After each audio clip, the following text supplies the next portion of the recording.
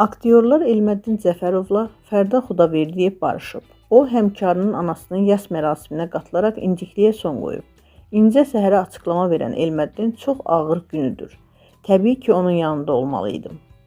Belə durumda bu vacibdir. İşdə fikir ayrılığı ola bilər. Amma kədərli gündə yox. Küsməmişdim, sadəcə ondan incimişdim sözlərini deyib. Qeyd edək ki, Fərda bir neçə gün əvvəl anasını itirib. Elməddin Fərda ilə küsmələrinin səbəbi haqda Fərda ilə bir işləyəcəkdik. Bu üçlüyə görə layihəni bağladım və gəldim. Son anda Fərda getdi başqa yerə. Bizim gördüyümüz iş dayandı. Sonra bağışlayırsan.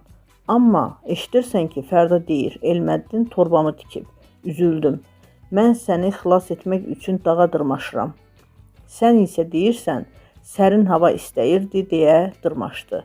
Təşəkkür etmə, amma belə danışma açıqlamasını vermişdi.